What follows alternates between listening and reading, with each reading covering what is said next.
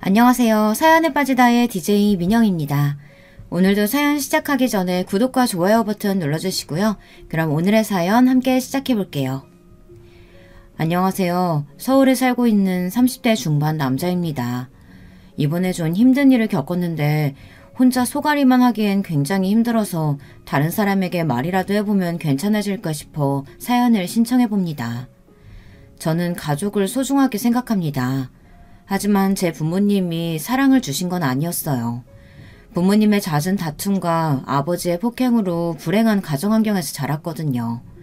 하지만 저는 늘 부모님의 사랑이 고팠습니다. 처음에는 제가 혼자 잘 지내는 사람이라고 생각했어요. 하지만 이제와 생각해보면 너무 외로워서 남들에게 이 모습을 보여주기 싫어 혼자 잘 지낸다고 착각하면서 살았던 것 같네요. 그렇다고 제가 남들처럼 평범하게 다니지는 않았던 것 같습니다. 부모님은 제가 태어나서부터 사이가 좋으시지 않으셨어요. 제 어린 기억부터 싸움이 끊이질 않았거든요. 어머니는 늘 술에 취해 들어오시고 아버지는 그런 어머니를 늘 때리셨어요. 그러다가 둘은 곧 사이가 좋아졌고 또 어느 순간 서로 싸우고 있었습니다. 저는 모든 부모님이 이렇게 사는 줄 알았어요.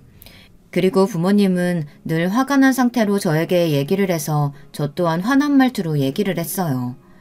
그래서 어릴 때 친구들과 대화를 하면 늘 싸웠습니다. 전 굉장히 억울했어요. 그저 같이 놀고 싶어서 친구들에게 말을 붙인 것뿐인데 늘 싸움으로 번지니 그 어린 나이에도 생생히 기억날 정도로 답답했었어요.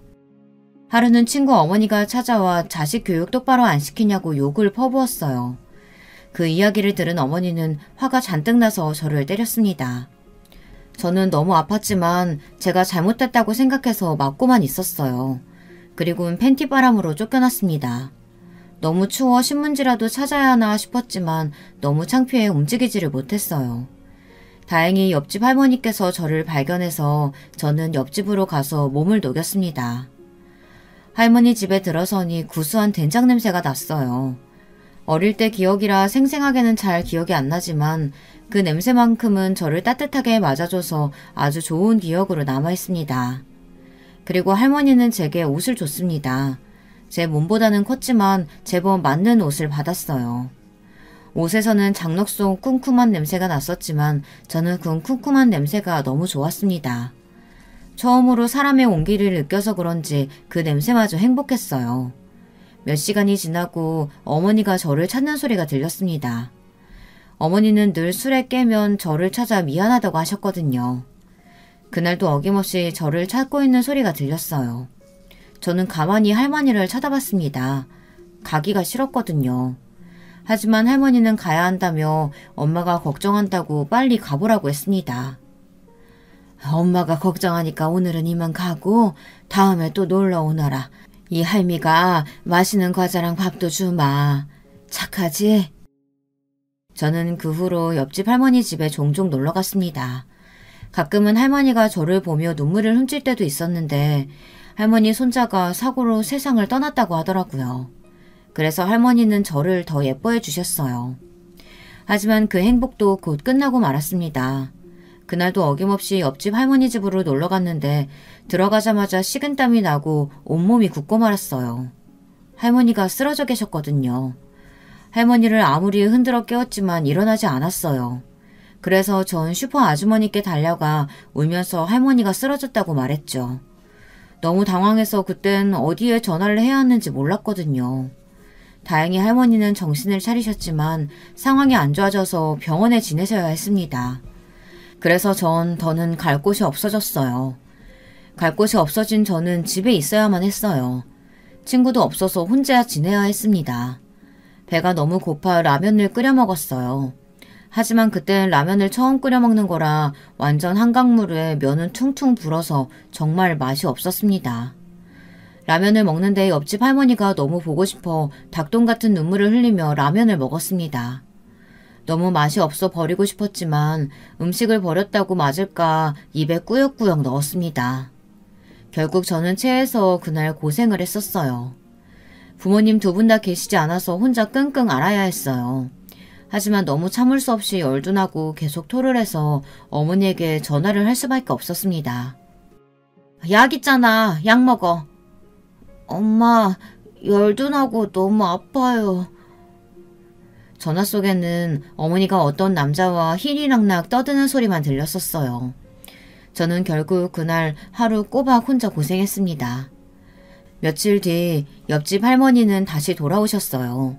저는 너무 반가워서 할머니 집으로 갔습니다. 하지만 전 기쁘게 인사를 하지 못했습니다. 할머니는 살이 너무 빠지셨고 저를 보고 웃어도 웃는 게 아니라는 생각이 들었거든요. 살아있는 사람이라고는 생각 들지 않을 정도로 메말라 있었어요. 놀란 마음을 가라앉히고 할머니에게 안부 인사를 하러 갔습니다. 할머니는 힘겹게 웃으며 제 얼굴을 쓰다듬어 주셨어요. 그리고는 다시는 보지 못할 거라고 제게 봉투 하나를 주셨습니다. 할머니는 어떤 아저씨를 따라갔고 저는 울며 할머니에게 가지 말라고 드러누웠어요. 할머니는 떠났고 저는 그 자리에서 펑펑 울었습니다. 할머니가 준 봉투 안에는 10,000원짜리 돈이 들어있었고 메모지에는 마지막 선물이라고 아껴서 잘 쓰라고 적혀 있었습니다. 그 돈을 어떻게 쓰겠어요. 할머니의 마지막 선물이라는 생각에 저는 아무도 보지 못하는 곳에 숨겨두었어요. 하지만 이내 저는 이 돈을 뺏기고 말았습니다. 아버지가 돈이 필요해서 집 구석구석 뒤지고 있는 걸 지켜보고 있었죠. 괜히 또 가서 다시 숨겼다가는 맞을 것 같아 가만히 있었습니다. 역시나 아버지는 제 돈을 찾았어요. 돈이다! 근데 이거 내가 숨긴 게 아닌데? 아버지는 저를 쳐다봤어요. 네 놈이구나! 너 이 새끼 돈 어디서 났어? 옆집 할머니가 주셨어요. 이 새끼가 어디서 거짓말을? 아버지는 제가 훔쳤다고 생각하고 버릇을 고쳐주겠다고 저를 때렸습니다. 어머니가 퇴근할 때까지 맞았습니다. 아무 말도 못하고 맞기만 하는 제 자신이 한심했고 힘이 없는 저를 원망했어요. 빨리 어머니가 왔으면 좋겠다는 생각을 했습니다. 하지만 그날 어머니는 오지 않았고 지친 아버지는 제 돈을 들고 나갔습니다. 울 힘도 없었어요. 너무 많이 맞아서 아프지도 않았습니다. 그냥 아무런 감정이 없었어요. 점점 졸려와 잠이 들었어요. 차가운 무언가가 제 등에 느껴져 일어나게 됐습니다. 할머니? 옆집 할머니가 있는 게 아니겠어요? 근데 조금 달랐어요.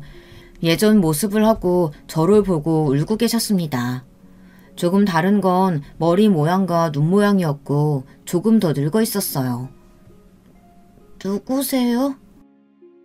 옆집 할머니라고 착각했던 할머니는 제 친할머니였어요. 어릴 때 보고 한 번도 보지 못해서 알아보지 못했어요. 할머니는 괜찮다며 누워있으라고 했어요. 그제야 저는 제 몸이 말이 아니라는 걸 알게 됐습니다. 긴장이 풀려서 그런지 점점 고통이 오더라고요. 팔도 부러진 것 같고 온몸이 부러진 것처럼 너무 아팠습니다. 할머니는 안쓰러운 표정을 하시곤 연고를 발라주셨어요. 오랜만에 누군가의 걱정을 받아 그런가 처음으로 맞은 게 다행이라고 생각을 했습니다. 그때 어머니가 또 술에 취한 채로 집에 들어왔습니다. 어라? 어머니네? 어라, 어머니 돌아가셨는데? 우리 집에는 왜 왔어요? 너는 네 새끼가 보이지도 않아? 돌아가시긴 여기 살아계신다. 아이 할머니, 나 해장국 좀. 이년아, 너는 네 자식 맞고 이 지경 됐는데도 아무 생각이 안 들어? 아니 왜 나한테 소리를 질러요? 맞을 짓을 했으니까 맞았겠지. 나도 맞는데 쟤라고 안 맞겠어? 이 썩을 놈의 자식이? 아이고 저런 놈이 어른이라고. 그날 저는 친할머니를 처음 봤습니다. 처음 봤지만 할머니의 사랑이 느껴졌어요. 시골집이 멀어 자주 올라오시지는 않았지만 오실 때마다 내 새끼, 예쁜 우리 강아지 이러면서 제게 좋은 말만 해주셨어요. 그래서 저는 할머니와 살면 얼마나 행복할까 매일 할머니와 같이 사는 상상을 하며 하루하루를 버텼습니다. 부모님은 여전했습니다. 집안은 늘 싸움 소리만 들렸고 아버지는 분이 풀릴 때까지 어머니를 때렸어요. 아버지가 나가면 어머니는 술을 찾아 취할 때까지 마셨고 취한 어머니는 저를 때리며 저를 원망했습니다. 그리고는 술이 깨서는 저를 보고 미안하다고 안아줬어요. 그런 어머니의 품이 싫지는 않았어요. 그냥 술이 깬 모습이 진짜 어머니고 술에 취한 어머니는 술귀신이 붙어서 그런 거라고 생각했습니다. 술버릇이라고 생각하고 참았는데 어느 날은 경찰이 온 게 아니겠어요. 하지만 경찰은 애를 그렇게 혼내면 안 된다고 살살 혼내라고 하곤 그냥 갔습니다. 이런 생활을 반복해서 지내왔어요. 하루는 학교를 갔다 오니 이상한 소리가 들렸어요. 안방에서 나길래 제가 누구 있냐고 물어봤고 그때 쿠다다당 하는 소리와 함께 어머니가 안방으로 나왔어요. 어머니는 아주 놀란 눈으로 제게 왜 이렇게 일찍 왔냐고 물어봤어요. 평소 하교하는 시간에는 어머니가 집에 있을 리가 없으니 몰랐겠죠. 그리고는 아버지에게 말하지 말라고 하곤 안방에서 처음 보는 아저씨가 나오는 게 아니겠습니까? 근데 어디서 본 아저씨였어요. 아버지 친구였습니다. 가끔 저희 집에 와서 술도 마시고 자고 가고 아버지와 아주 친한 친구라고 생각했는데 어머니와 그렇고 그런 사이라니. 아저씨는 제게 용돈을 주고 절대 얘기하면 안 된다고 말하고는 어머니와 나가셨어요. 하지만 이게 다 아버지 잘못 아니겠어요? 누가 때리는 사람을 좋아하겠습니까? 아저씨는 아버지와 다르게 젠틀한 이미지거든요. 저는 하루하루가 괴로웠습니다. 하지만 이게 다행인지 불행인지 아버지가 아시게 됐습니다. 아저씨를 저희 집에 초대해 같이 저녁을 먹었어요. 저는 속이 좋지 않다고 방에 들어갔습니다. 실제로도 속이 좋지는 않았어요. 아저씨와 어머니를 보고 있자니 속이 너무 안 좋더라고요. 그때 누군가 때리는 소리가 들렸어요. 저는 문을 살짝 열어보니 아저씨가 쓰러져 있었습니다. 어머니는 그런 아저씨를 부축해주고 있더라고요. 그리고 아버지는 어머니의 뺨도 때렸습니다. 이 자식들이 나를 가지고 놀아? 내가 모를 줄 알아? 이 동네 다 내 손바닥 아니야. 그걸 속이려고 해? 여보, 내가 잘못했어. 그만 때려. 아님 나를 때려 차라리. 얼씨구, 이년 미쳤나. 지금 누구 편을 드는 거야? 네 서방 여기 있는 거 안 보여? 아버지는 계속 아저씨를 때렸어요. 엄마는 무릎을 꿇고 계속 빌었어요. 그러다 어머니가 아버지의 뺨을 때렸죠. 이 펜나가 미쳤나? 그래 미쳤다. 왜? 허구한 날 때리고 뭐 당신은 바람 안 펴? 내가 아는 거랑 네가 아는 거랑 같냐? 어떻게 달라? 나는 그래도 한 명이지. 너는 이 여자 저 여자 다 만나잖아. 나 이렇게는 못 살아. 우리 이혼해. 나 너 같은 쓰레기랑은 못 살아. 내가 너 때문에 인생 다 망했어. 네 씨 때문에 내가 망했다고. 아버지와 어머니는 계속 싸웠습니다. 밤이 새도록 싸웠고 결국 어머니는 집을 나갔습니다. 그 이후로 어머니는 두 번 다시 볼 수 없었어요. 어머니와 아버지는 이혼을 하게 됐고 저는 아버지와 함께 살게 됐죠. 저는 아버지가 언제 때릴까 늘 두려움에 떨며 살았는데 때리기는커녕 저에게 살갑게 대해주는 게 아니겠어요? 좀 이상하지 않으세요? 갑자기 잘해주니 저는 아버지가 왜 이러나 싶었습니다. 몇 달 뒤 아버지는 한 여자를 데려왔어요. 엄청 젊어 보이는 여자인데 한국말을 못했습니다.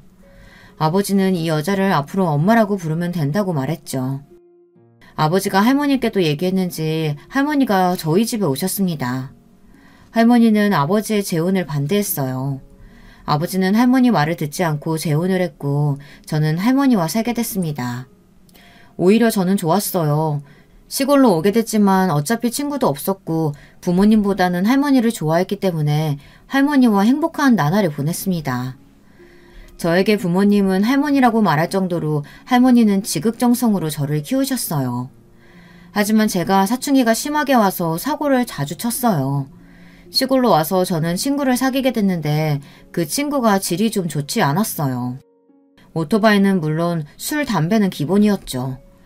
그래서 저도 오토바이를 타고 술, 담배를 시작했어요.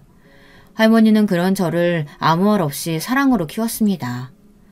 그러다 하루는 할머니가 저의 손을 꼭 잡고 그 친구와 놀지 말라고 말했습니다. 그 시기엔 친구가 정말 소중하잖아요. 저는 하나밖에 없는 친구와 놀지 말라는 소리를 듣고 할머니에게 소리를 쳤어요. 할머니, 너무한 거 아니야? 하나뿐인 손주 미치는 꼴 보고 싶어? 그 말 한마디를 하고 저는 집을 나왔습니다. 그리고 오토바이를 타고 도로를 달렸어요. 그때 저는 제 인생에 대해 생각을 하게 됐습니다. 인생에 대한 회의감이 들더라고요. 가정폭력에 부모님의 외도, 방황하는 나, 제 인생이 참 보잘것없다고 느껴졌습니다. 그러다 저는 트럭에 부딪히고 말았어요. 달리고 있다가는 기억이 없었습니다. 그냥 붕 뜨는 제 몸만 기억나고 그 후는 기억이 나지 않았어요. 잠깐 눈을 떴던 것 같은데 꿈인지 아닌지 모르겠어요. 할머니가 제 손을 잡고 사람만 달라고 빌고 있는 모습을 봤습니다. 저는 그 모습을 보고 다시 잠에 들었고요. 그리고 정신을 차렸을 땐 할머니가 어렸을 때처럼 저를 간호하고 있었어요. 옛날 생각이 나더라고요. 저는 며칠 동안 일어나지 못했다고 했어요. 할머니는 몇 날 며칠 밤을 새워가며 저를 돌봐줬다고 했습니다. 할머니는 의사선생님 손을 잡고 감사하다고 연신 인사를 했고 저를 안고 울면서 다행이다 얘기했죠. 그 모습을 보고 저는 무슨 짓을 했는가 생각을 하게 됐습니다. 그 이후로 저는 오토바이는 타지도 않았어요. 술, 담배 또한 하지 않았고 그 친구와도 더는 만나지 않았습니다. 할머니는 그 후로 지치셨는지 편찮으셔서 계속 누워 계셨어요. 아픈데도 제 밥 챙겨준다고 늘 저녁을 차려줬어요. 그러다 할머니가 잠시 현기증이 나셨는지 넘어지고 말았습니다. 근데 팔을 잘못 디뎌 팔이 퉁퉁 부었죠. 바로 병원에 가니 뼈가 부러졌다고 당분간 팔을 못 쓴다고 하더라고요. 저희 나이야 뼈가 잘 붙지만 할머니 나이엔 잘 붙지도 않는다면서 천천히 지켜보자고 했어요. 저는 할머니를 도왔고 저녁밥은 제가 지어드렸어요. 처음 만들어보는 밥은 참 맛이 없었습니다. 그래서 더욱더 할머니를 존경하게 됐어요. 다들 어떻게 그렇게 정성껏 매일 요리를 하는지 정말 대단하다고 생각이 들었습니다. 저는 할머니 덕에 정신 차리고 마음을 다잡고 공부를 열심히 해서 서울에 있는 대학교에 들어갈 수 있게 됐습니다. 할머니와 떨어지는 건 마음이 아프지만 아버지 집에서 지내기로 했어요. 다행히 아버지와 새어머니는 저를 반갑게 맞아주셨고 둘 사이에는 자식이 없어 새어머니는 저를 친자식처럼 대해주셨어요. 하지만 불편했어요. 나이 차이가 얼마 안 나는 것도 이상했고 어머니에게 죄를 짓는 것 같기도 했거든요. 그리고 좀 이상한 부분이 있었습니다. 그렇게 어머니는 때렸으면서 새어머니는 때리지 않더라고요. 사람이 정신을 차렸나 싶었는데 그건 제 착각이었습니다. 어느 날 보니 새어머니 팔에 멍자국이 있더라고요. 그 멍은 제가 모를 수가 없었어요. 맞고 나서 다음날 생기는 멍이라고 확신을 했어요. 저는 조심스럽게 새어머니에게 물어봤습니다. 새어머니는 눈치를 보면서 가끔 때린다고 말하더군요. 예전보다는 아닌 것 같지만 술을 마시면 때린다고 했어요. 새어머니에게는 미안하지만 빨리 아버지 품에서 벗어나고 싶어 저는 장학금을 받아 기숙사로 들어갔습니다. 이젠 부모님과 엮이고 살고 싶지 않았어요. 시간이 지나 저는 군대를 가게 됐고 군대 제대 후 혼자 살 집을 구해 열심히 아르바이트도 하고 공부도 열심히 해서 꽤 괜찮은 직장을 가지게 됐습니다. 퇴근 후 오랜만에 친구들과 술 한잔을 하고 있었는데 제 이상형이 지나가는 겁니다. 무슨 용기였는진 모르겠지만 바로 전화번호를 물어봤어요. 하지만 그땐 남자친구가 있다고 거절을 당했습니다. 하지만 인연은 있나 봅니다. 소개팅에 나갔는데 그때 그 사람이 앉아있는 겁니다. 스쳐갈 뻔했던 사람은 제 아내가 되었어요. 저희는 결혼을 전제하에 만나기로 했고 아내도 취업에 성공해 결혼을 하기로 했어요. 하지만 허락을 받는다는 게 쉽지만은 않더라고요. 처갓집 식구들이 좀 까다로운 성격이라 힘들었습니다. 음식 취향, 음악 취향, 옷 취향 등 다양한 걸 물어보더라고요. 그리고 제일 중요한 건 처음 장인어른을 뵐 때였습니다. 각오를 하고 가야 했어요. 아내 말로는 장인어른이 술을 좋아하는 편인데 술이 센 사람을 좋아한다고 말하더라고요. 저는 술을 그리 즐겨하는 편도 아니라 걱정을 했어요. 주량이 약한 편은 아니라 다행이지만 제가 취할 정도로 먹어본 적이 없어서 어느 정도인지 몰라 걱정이 됐습니다. 그래, 술은 좀 하나? 네, 좋아합니다. 점수를 따기 위해 저는 거짓말을 했고 한두 잔 장인어른과 마시다 보니 서서히 필름이 끊기고 말았습니다. 그날 저는 집에 가지도 못하고 처갓집에서 잠이 들었습니다. 속이 말이 아니었어요. 그리고 걱정이 물밀듯이 흘러넘쳤죠. 근데 웬걸 장인어른께서 저를 좋게 보는 게 아니겠습니까? 장인어른도 오랜만에 너무 많이 마셔서 속이 아프다고 웃으면서 제게 장하다고 이런 사이가 와서 든든하다고 하셨어요. 기억은 안 나지만 사고치지 않고 잘 마신 것 같아 한시름 났습니다. 장인어른은 그렇게 허락을 받았고 이제는 장모님만 남았죠. 분명 취향 이야기를 말했을 땐 저를 꽤나 마음에 드는 눈빛으로 본 것 같았지만 장모님은 완전히 허락한 건 아니라고 말했습니다. 장모님은 제가 부모님과 연락을 하지 않는다고 하니 이상하게 생각하시는 것 같았어요. 모든 속사정을 말했다가는 결혼을 반대할 것 같아서 그냥 성격 차이로 이혼을 했는데 서로 재혼을 해서 연락을 피하고 있다고 거짓말을 했어요. 대신 할머니 손에 자라 부모님 같은 존재라고 말했습니다. 상견례를 따로 하지는 않았고 아내와 제가 할머니 댁으로 가기로 했어요. 할머니 댁으로 가는 날 할머니께 아내를 소개시켜줄 생각에 들떴지만 아내는 표정이 좋지 않더라고요. 왜 그래? 어디 아파? 아니... 제 물음에 아내는 점점 표정이 굳어갔습니다. 이유라도 알면 해결을 해줄 텐데 모르니까 답답했어요. 몇 분 뒤 아내는 말을 열었어요. 왜 말 안 했어? 저는 아내의 말에 식은땀이 났습니다. 잘못한 건 없지만 괜히 그런 말을 들으면 잘못한 게 있나 생각을 하게 되더라고요. 저만 그런가요? 저는 아무리 생각해도 떠오르는 게 없었습니다. 나는 이렇게 시골인지 몰랐어. 이 정도면 자기가 모셔와야 하는 거 아니야? 나 이런 시골에서 잘 못 지낸단 말이야. 아내의 말에 저는 어처구니가 없었습니다. 자고 가는 것도 아니고 잠깐 인사를 드리러 가는 건데 시골이라 힘들다니. 물론 멀기는 하죠. 이해는 하지만 그런 걸로 투덜거리니 저도 화가 나더라고요. 좋은 날 좋게 넘어가려고 했지만 그런 말을 들으니 저도 참을 수가 없었습니다. 저희 둘은 둘 다 아무 말도 없이 할머니 댁에 갔습니다. 그래도 할머니를 보면 다를 거라고 생각했는데 여전히 표정을 풀지 않은 채 할머니와 대화를 하더라고요. 처음이고 어색하니 그럴 수 있다고 생각해서 마음을 비우기로 했습니다. 그 다짐도 얼마 가지 않아 할머니가 아내를 만지려고 하면 피하는 것 같았어요. 결국 저는 서울로 올라가는 길에 아내에게 한 소리 했습니다. 할머니 손은 왜 피해? 안 피했어. 피했잖아. 내가 다 봤는데 뭘. 아니야. 나 피한 거 아니야. 우연히 피한 것처럼 보였나 보지. 아내는 피한 게 아니라면서 잡아댔고 싸워서 뭐하나 싶어 말을 아꼈습니다. 저희는 그렇게 결혼을 하게 됐고 신혼을 즐기고 있었어요. 아주 치열하게요. 저희는 생활 패턴이 맞지 않아 많이 싸웠습니다. 제 아내는 정말 더러웠습니다. 연애할 때는 너무 깔끔해서 결벽증이 있는 게 아닌가 걱정할 만큼 깨끗했는데 속아서 이혼을 하고 싶을 만큼 너무 지저분했어요. 밥을 먹고 치우지 않는 건 물론이고 팩을 하고 화장대에 그대로 둔다거나 아이스크림을 먹으면 아내가 어디서 먹었는지 알 정도였죠. 그 자리에 그대로 두고 자기 할 일을 하더라고요. 저는 정말 사소한 거지만 계속 치우지 않으니 스트레스를 받았어요. 하루는 제가 치워주지 않기로 결심을 하고 일주일 동안 지켜봤는데 일회용 렌즈, 팩, 화장품, 옷, 먹다 남은 과자들 다 점점 쌓이기 시작하더라고요. 옷이야 그렇다 치고 간단한 쓰레기 정도는 그냥 바로 버릴 수 있는 거 아닙니까? 하루는 일회용 렌즈가 벽에 붙어있는 겁니다. 이거 정말 장난이 아니고 진짜로요. 아니 그걸 왜 벽에다 붙이죠? 여러분은 이해가 가나요? 참다 저는 폭발하고 말았습니다.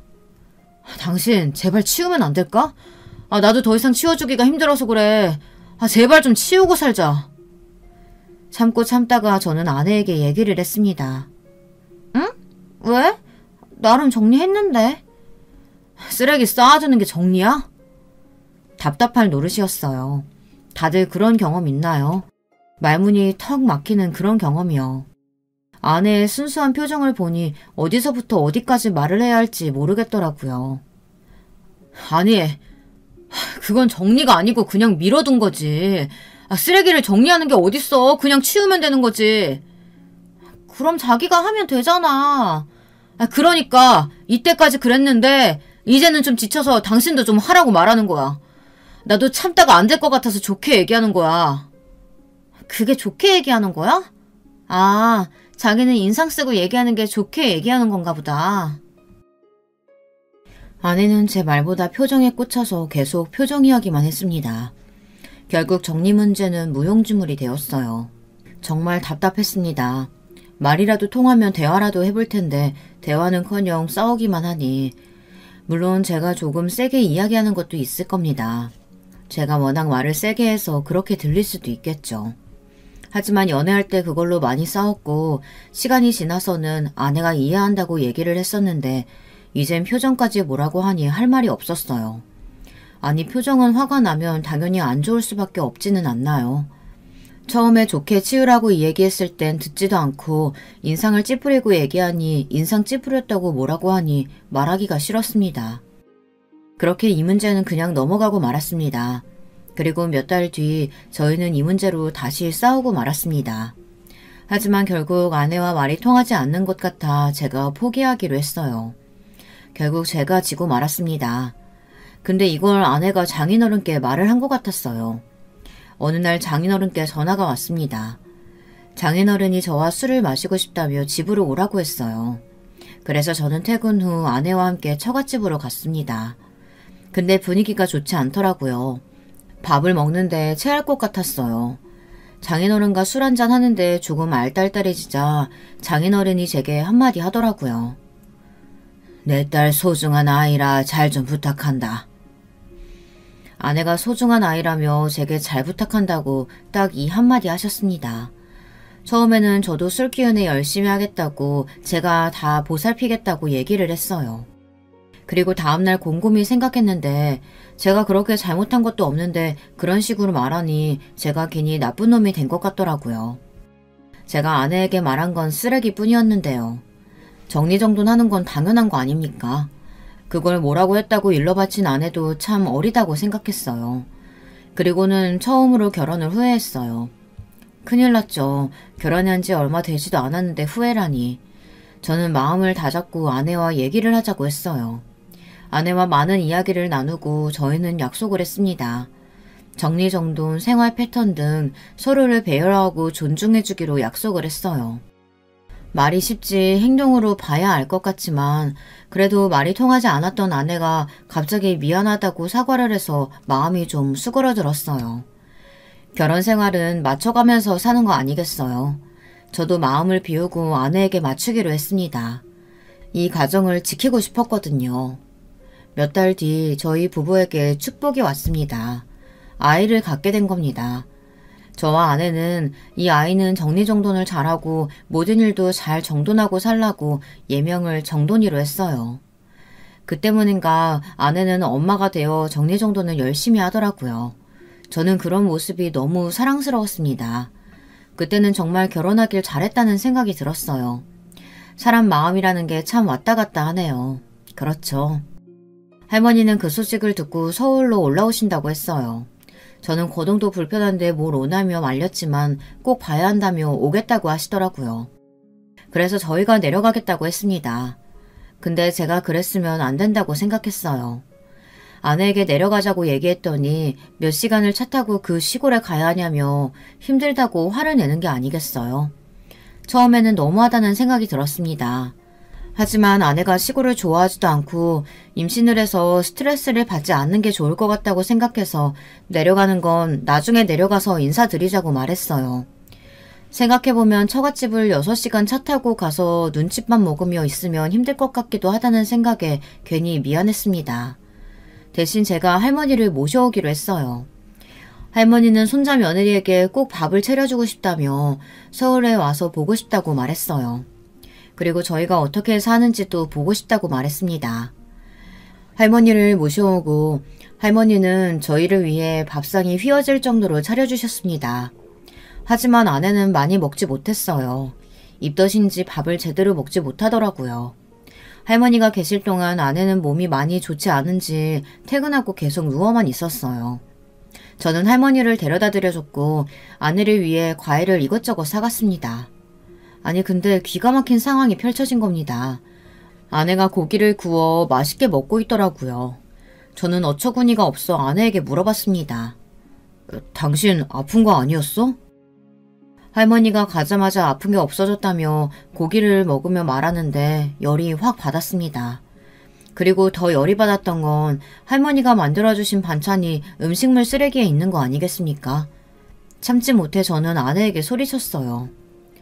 너무한 거 아니야? 지금 할머니랑 같이 있기 싫어서 그런 꾀병 부린 거야?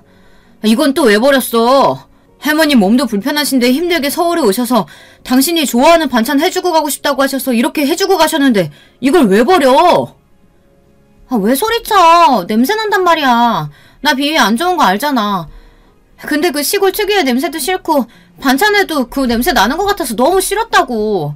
그럼 어떡해. 나도 모르게 헛구일주 나오는데 참아? 아내도 저에게 소리쳤고 저희는 그날 크게 부부싸움을 했습니다. 부부싸움을 크게 해서 그런지 아내는 다시 게으른 아내로 변했습니다. 초반에는 자기도 변해보겠다고 정리정돈을 잘했는데 역시 사람은 쉽게 바뀌지 않나 봅니다. 그런데 아내의 게으름은 점점 심해지고 있었어요. 어느 순간 사람이 계속 누워만 있더라고요. 출장 때문에 며칠 집을 비웠는데 돼지우리가 따로 없었습니다. 아내는 회사도 그만두고 먹고 자고만 반복하고 치우지도 않았어요. 제가 너무 심하게 굴었나 싶어서 아내가 괜찮아질 때까지 기다려줬습니다. 집안일은 당연히 제가 했고요. 몇 달을 그렇게 생활했어요. 그렇게 생활하다 보니 너무 힘들었어요. 아내가 회사를 그만두는 바람에 수입은 줄어들고 제가 밤에 대리를 뛸 수밖에 없었습니다. 물론 제 벌이로 알뜰하게 살 수는 있지만 곧 태어날 아기를 위해서 조금이라도 돈을 더 벌기 위해 투잡을 해야 했어요. 그리고 아내가 먹고 싶다는 게 많아져서 매일 배달 음식으로 때우느라 지출이 더 늘어났습니다. 그래서 열심히 돈을 벌 수밖에 없었습니다. 그런데 어느 날 카드 명세서가 날라왔는데 보자마자 제 눈을 의심했습니다. 몇백이 찍혀있는 겁니다. 저는 바로 아내에게 전화를 했습니다. 이게 뭐야? 당신 미쳤어? 아니 동창회 가는데 백 하나 없이 갈 순 없잖아. 내가 새거 산 것도 아니고 중고로 하나 샀어. 그 정도는 할 수 있잖아. 지금 우리 이제 돈 모으기 바쁜데 그걸 사면 어쩌자는 거야. 알겠어. 그럼 내가 알바라도 하면 되잖아. 끊어. 아내는 짜증을 내며 제 전화를 끊었습니다. 방귀 낀 놈이 성낸다고 아내는 저에게 화를 냈어요. 돈 버는 사람 따로 있고 쓰는 사람 따로 있고 매일 치우는 것도 저인데 저는 더 이상 참을 수가 없었어요. 집에 오니 새 집처럼 깔끔하게 청소가 되어 있었습니다. 아내가 미안해서 청소를 했나 싶었는데 어디서 하하호호 웃는 소리가 들렸어요. 아내 친구들이 저희 집에 와 있었어요. 저는 친구들이 오는 것보다 청소를 할 수 있었는데 여태까지 안 한 아내에게 배신감이 들었습니다. 친구가 있으니 예전 저와 연애를 할 때의 모습이 보였습니다. 그때 전 깨달았습니다. 전 모습은 다 꾸며낸 아내이고 게으르고 정리정돈 안 하는 아내가 진짜 모습이라는 걸요. 친구가 가고 저는 아내에게 이렇게는 더는 못 산다고 말했어요. 아내는 그 말을 듣고 충격받았는지 울면서 집을 나갔습니다. 처음에는 신경 쓰지 않겠다고 생각했지만 걱정되는 건 어쩔 수 없었어요. 몇 시간 뒤 처형에게 전화가 왔습니다. 얘기 다 들었어. 우리 집에 와줄 수 있어? 저는 처형 집에 갔고 거기엔 울고 있는 아내가 있었습니다. 너무한 거 아니야? 애가 힘들면 그럴 수 있지. 아이 임신한 애한테 이혼이라니. 네? 저는 이혼이라고는 얘기 안 했는데요. 아니긴 뭐가 아니야. 이런 식으로 살면 같이 못 살 것 같다며. 그게 이혼하자는 얘기 아니야? 아니 그건 당신이 좀 정신 차리고 변했으면 좋겠어서 하는 말이지. 이혼은 무슨 이혼이야. 얘가 뭐 그렇게 크게 잘못했어. 얘 어렸을 때부터 우울증이 심해서 밖에도 안 나갔어. 그래도 자기 일 해보겠다고 일도 하고 결혼도 하고 얼마나 기특한데 그거 하나 못 감싸줘. 아니, 죄송합니다. 처형은 저를 못마땅하게 받고 저는 아내와 함께 집으로 돌아갔습니다. 집에 가는 길에 장모님께 전화가 왔어요. 처형이 얘기했는지 아내가 얘기했는지 모르겠지만 장모님도 저희 싸움을 들었는지 제게 전화해서 딸에게 잘하라고 잔소리를 하더라고요. 그리고 자기가 300 주겠다고 가방 하나 못 사주면서 왜 그렇게 심하게 말을 하냐고 했습니다. 하고 싶은 말이 목 끝까지 차올랐지만 참았어요. 저희 부부는 신혼이라고 생각 못할 정도로 사이가 좋지 않았어요. 그래도 아이를 위해 저는 노력을 하려고 했지만 아내가 마음을 열지 않더라고요. 어쩌겠어요. 제가 참고 아이를 위해 열심히 일하고 집안일도 해야죠. 정돈이가 태어나고 아내는 조금 기운을 차린 것 같았습니다. 엄마가 됐다고 다시 열심히 회복을 하려고 하는 것 같았어요. 하지만 저도 지쳤나 봅니다. 아내를 예전만큼 사랑하지 않는다는 생각이 들었어요. 아이의 엄마라 같이 살고 있다는 느낌이 들었습니다. 그렇다고 아예 사랑하지 않는 건 아니었어요. 하지만 아내의 행동으로 점점 신뢰를 잃었고 같이 살고 싶다는 생각이 들지는 않았지만 정돈이를 위해 참기로 마음을 굳게 먹었습니다. 그렇게 시간이 지나 정돈이는 엄마, 아빠라는 단어를 말할 수 있을 정도로 컸어요. 그 시간 동안 저는 더 지쳐갔습니다. 아내는 밥은커녕 장모님에게 다 맡겨두고 잠만 자고 청소도 제가 다 했어요. 그래서 제가 병원을 다니는 게 어떠냐고 물어봤는데 그건 또 싫다고 했어요. 자기는 이렇게 사는 게 나쁘지 않다고 말하는 겁니다. 나는? 정돈이는? 옆에 있는 사람은 생각 안 해? 우리들이 힘들다고. 어쩌면 우울증보다는 그냥 게으른 게 아닐까 생각이 들었어요. 이혼하고 싶은 마음이 굴뚝 같았지만 참았습니다. 그런데 그날이 오고 말았어요. 저의 모든 분노가 터지고 말았습니다. 할머니가 제 아들을 보고 싶다고 6시간을 버스를 타고 올라왔어요. 할머니가 제게 전화하는 걸 잊고 그냥 저희 집에 찾아온 거였어요. 정돈이는 자고 있어 보지 못했고 아내는 뚱하게 할머니를 맞이했습니다. 이제는 화도 나지 않았어요. 바라지 않았어요. 그냥 제가 잘하면 되니까 신경 쓰이지도 않았어요. 할머니가 밥을 해주셨는데 아내는 깨작깨작 먹더라고요. 할머니는 걱정돼서 물어봤는데도 아내는 대충 얘기를 하더라고요. 대신 제가 할머니에게 더 살갑게 대했죠. 그때 정돈이가 깼는지 저를 찾더라고요. 할머니는 정돈이를 볼 수 있다는 생각에 들뜨셨고 정돈이는 처음으로 할머니를 봤죠. 증조할머니야. 증조할머니 안녕하세요. 할머니가 정돈이가 귀여운지 볼을 만지셨어요.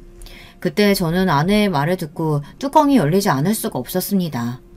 아내가 밥을 먹다 갑자기 소리를 치며 할머니에게 뭐라고 하는 겁니다. 그 더러운 손으로 아이를 왜 만져요? 아내는 소리치며 할머니께 정색했고 저는 그 말을 듣자마자 너무 화가 나서 뺨을 때렸습니다. 뭐? 당신 지금 뭐라고 했어? 더러워? 지금 할머니한테 더럽다고 했어? 할머니 손이 고운 건 아닙니다. 일을 얼마나 오래 해오셨겠어요. 거칠고 여기저기 상처가 많았어요. 근데 그걸 더럽다고 아이를 만지지 말라고 하는데 화가 날 수밖에 없었어요. 다들 그런 소리를 들으면 열이 확 받지 않나요? 저는 홧김에 이혼 얘기를 꺼냈습니다. 더러운 건 당신이지. 청소도 안 해, 씻지도 않아. 뭐 제대로 하는 거 없이 누워만 있고. 우리 이혼해. 당신 엄마 자격 없어. 나 이렇게는 못 살아. 이혼해. 뭐? 이혼? 지금 말 다 했어? 고작 이런 걸로 이혼을 해? 아니, 못해. 그렇게 소리치고 아내는 밖으로 나갔습니다. 어디로 갈지 뻔했어요. 장모님 댁 아니면 처형에게 갔을 거라 생각했어요. 저는 할머니께 죄송했습니다. 할머니 죄송합니다. 못난 모습 보여드렸어요. 아유, 며느라가가 걱정이지. 너는 거기서 때리면 어떡하니? 그 고운 뺨을 때리면 어째? 젊은 처자 눈에는 늙은이 손이 더러워 보일 수도 있지. 지 새끼 걱정돼서 하는 말이겠지. 너 가서 빌어라. 잘못했다고. 할머니는 오히려 아내를 감쌌습니다. 몇 시간 뒤 갑자기 처갓집 식구들이 다 저희 집에 와서 소란을 피우기 시작했습니다. 이 버릇없는 놈이 우리 딸을 울려? 장인어른은 저를 때렸습니다. 순간 저는 몸이 기울어졌고 식탁에 머리를 부딪혔어요. 심하게 부딪힌 건 아니지만 모서리를 부딪히는 바람에 피가 났습니다. 할머니는 놀라 발을 동동 구르시고 장모님은 할머니에게 한 소리 했어요.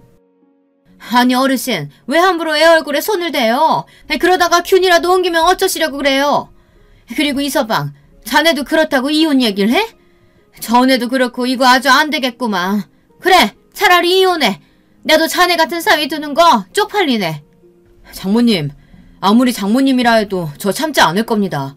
저희 할머니 늘 깨끗하게 씻으시는 분이고 균 같은 거 세상 사람들 다 갖고 있습니다. 이혼 잘 됐네요. 대신 제 아들은 제가 키울 겁니다. 뭐시? 지금 누구 배 아파서 낳은 자식인데 네가 키워? 이 자식이 입 밖으로 내뱉는 말이라고 다 말인 줄 아나? 장인어른은 저를 또 때리려고 했습니다. 그 순간 할머니가 장인어른을 맞고는 무릎을 꿇고 자기가 잘못했다고 다시는 안 오겠다며 싸우지 말라고 빌더라고요. 저는 그 모습을 보고 억장이 무너졌습니다. 그렇게 사고를 쳐도 무릎을 꿇지 않았던 할머니인데 욕을 들어가면서도 무릎을 꿇다니 있을 수 없는 일이었어요. 이혼 이야기는 열이 받아서 홧김에 나온 말이었는데 이혼을 해야 하나 고민을 했습니다. 이런 사람들과 가족이 되기는 싫었거든요. 여러분 같으면 어떻게 하실 건가요? 저는 아이를 생각해서라도 이 가정을 지켜야 하나 많은 고민이 되기 시작했습니다. 하지만 처갓집 식구들은 할머니의 말을 들을 생각도 하지 않았어요. 장인어른, 지금 제가 좋게 얘기할 때 저희 집에 나가주세요. 저기 그렇게 소중한 따님, 회사 육아휴직이 아니라 그냥 그만둔 겁니다. 청소도 안 하고 매일 돈만 쓰고 저희 아들보다 못합니다. 제가 대리운전 하는 건 아세요? 장모님과 장인어른은 처음 듣는다는 듯이 아내를 쳐다봤습니다. 아내는 당황해서 저를 노려보더라고요.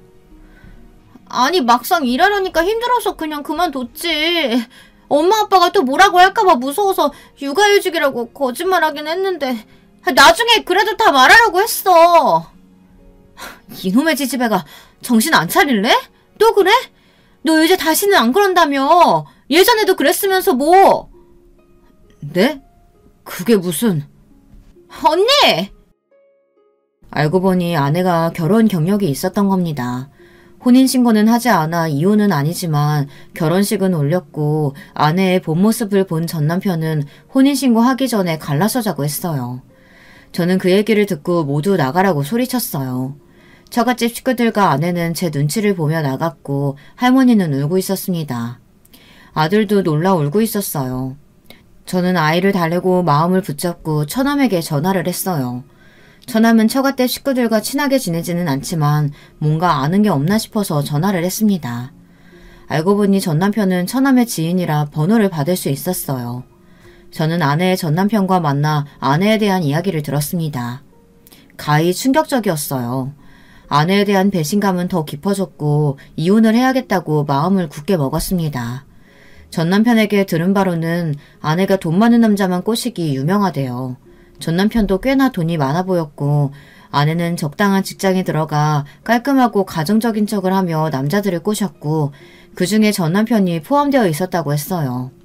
아내의 더러움과 게으름은 자기가 커버할 수 있었다고 했지만 그 사실을 알고 결혼식을 올리고 바로 그만 살자고 말했대요.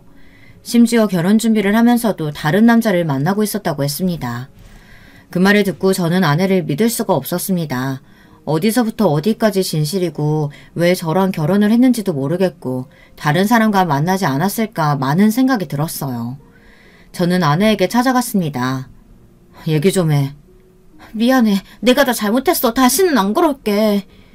나 네 전남편 만났어. 다 들었어. 뭐?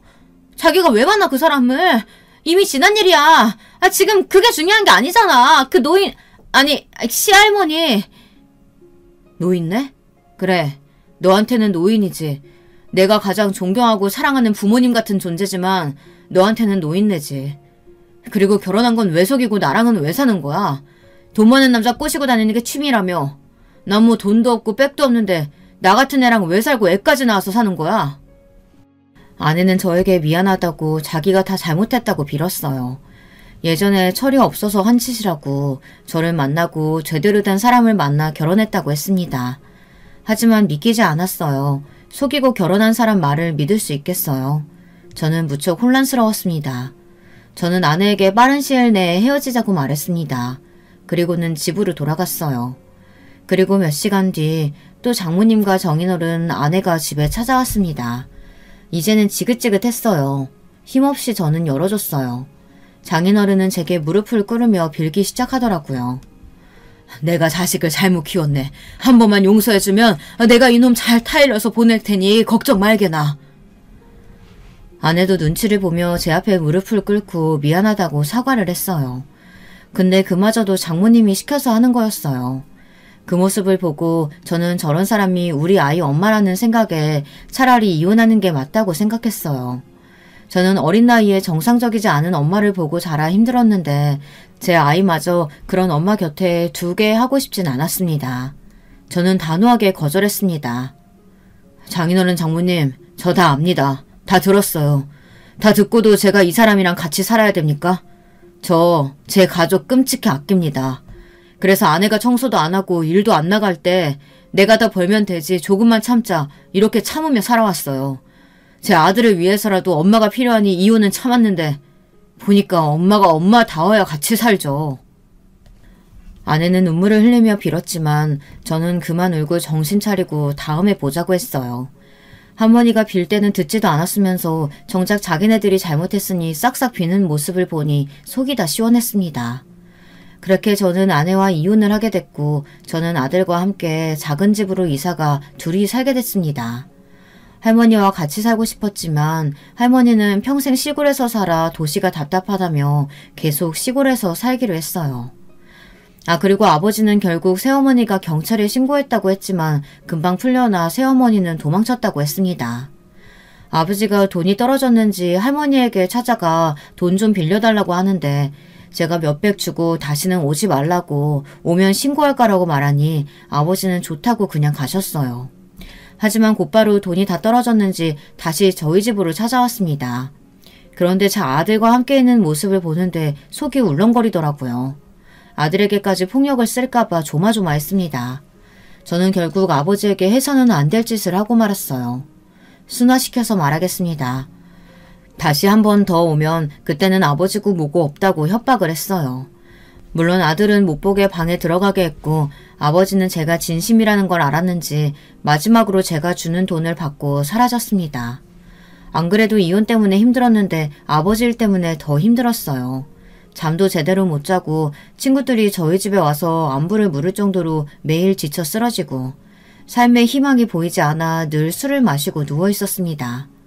마음 같아서는 일도 가기 싫었지만 아들을 위해 일은 해야 했어요. 그런 모습을 보고 할머니도 걱정이 되셨는지 한동안은 저희 집에 계셨습니다. 이놈아, 정신 차리고 네 새끼 키워야지. 일어나. 네가 잘 살아야 저놈의 강아지도 잘 살지. 네 새끼 보기 부끄럽지도 않아? 어서 정신 차려. 한 달 뒤 할머니 덕분에 저는 회복할 수 있었습니다.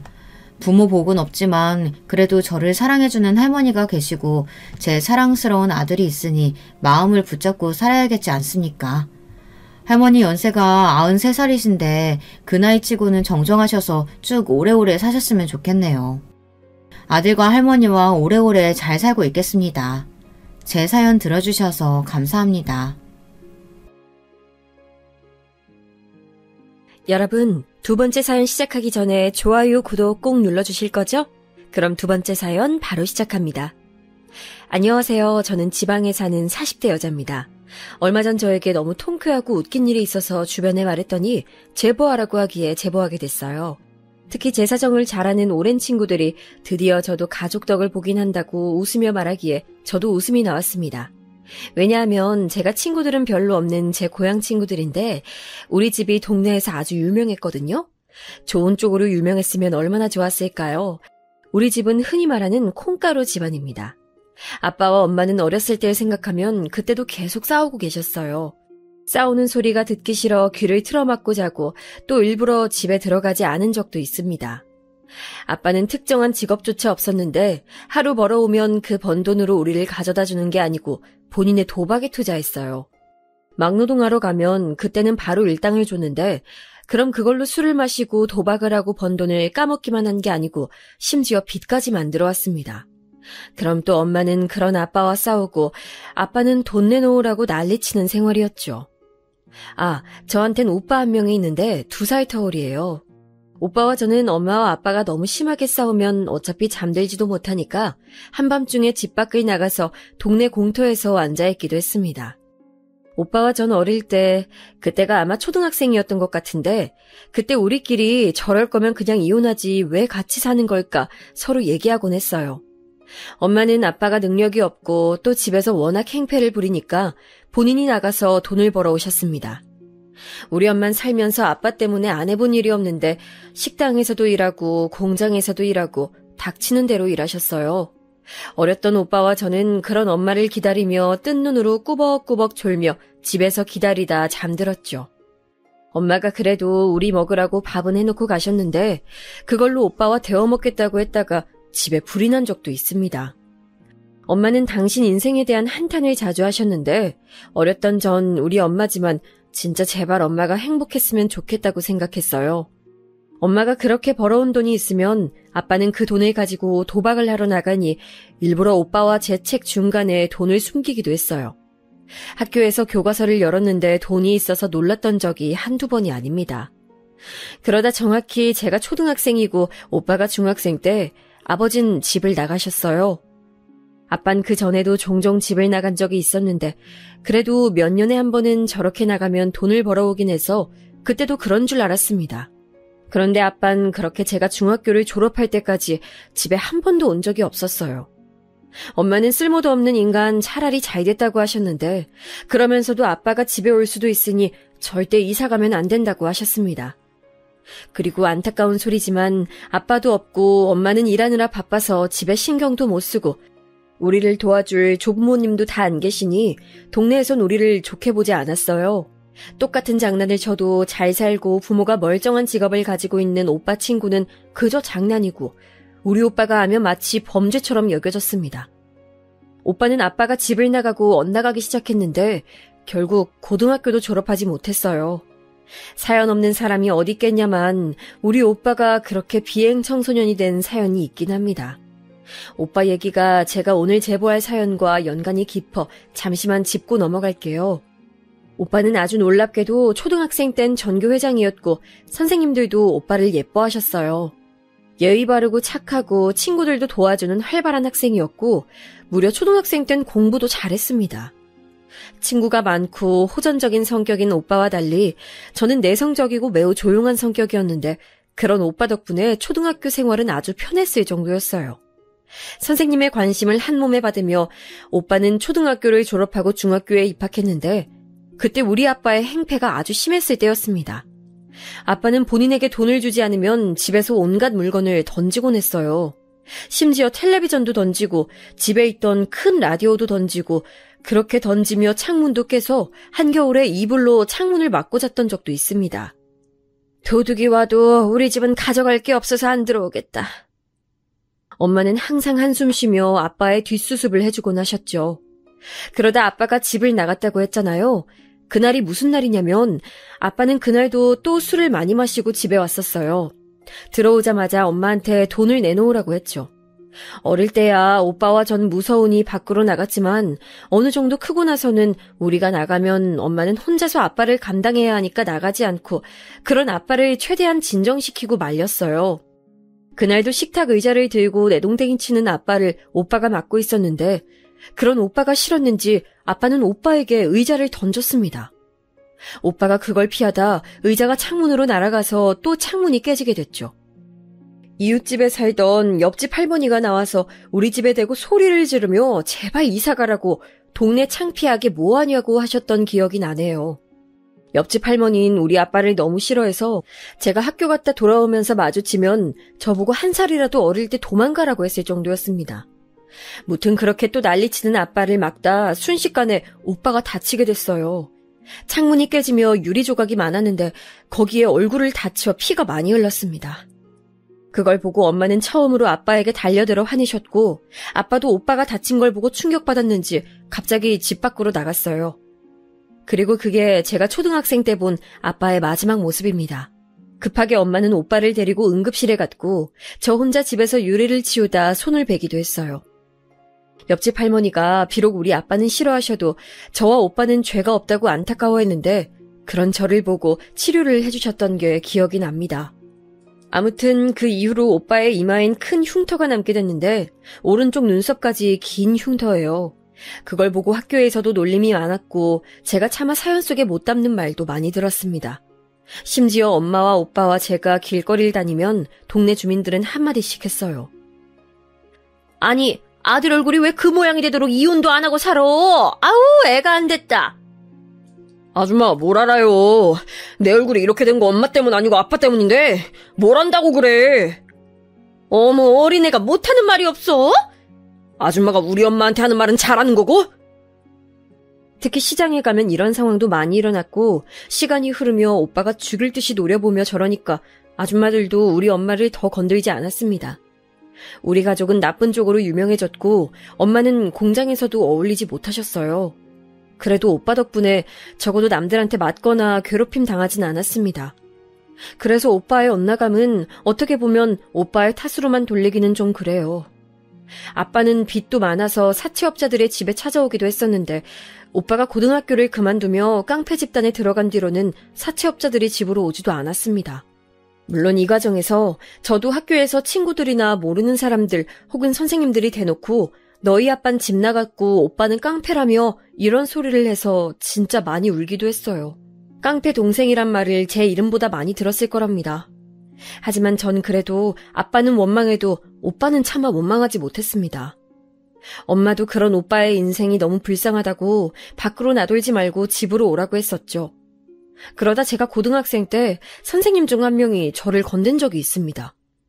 워낙 중학생 때 많이 당해서 선생님들이 저한테 깡패 오빠다 뭐다 그런 말을 해도 타격이 없었는데 그날은 저도 이골이 났던 건지 사건이 일어났었죠. 야, 희선아, 너 그러다 너희 오빠처럼 인생 망칠래? 그렇게 사는 게 좋냐?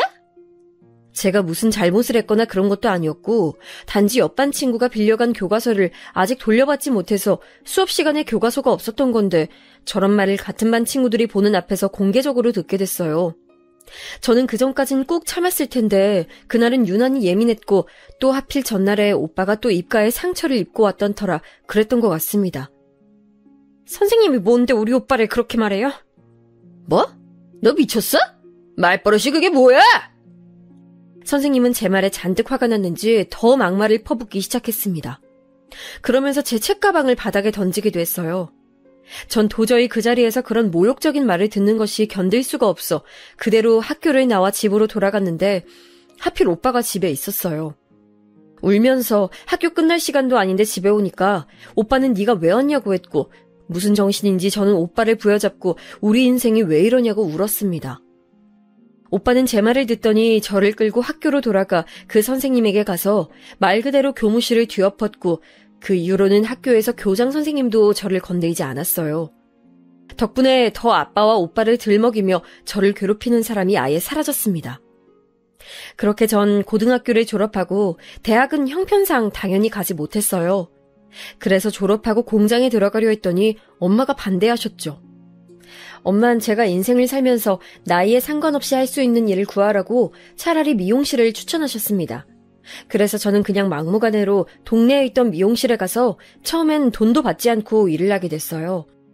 작은 동네라 미용실이 2개밖에 없었는데 하나는 우리 오빠 동창 엄마가 하던 가게라 제가 들어갔더니 쫓아내서 가지 못했고 나머지 하나는 그래도 제가 돈을 받지 않겠다고 하니까 일을 가르쳐 주셨습니다.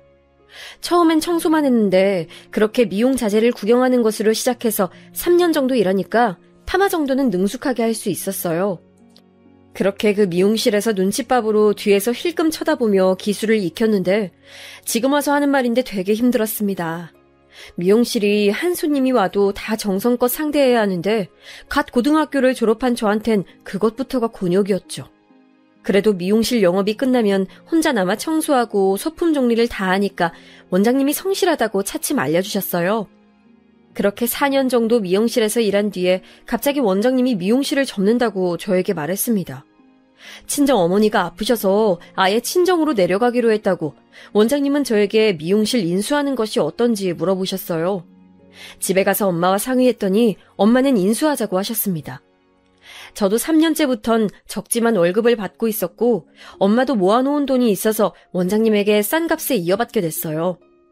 엄마는 여전히 공장에 다니셨고 오빠는 깡패였는데 제가 미용실을 인수하고 얼마 지나지 않아 갑자기 집으로 여자 한 명과 아이 한 명을 데려왔습니다.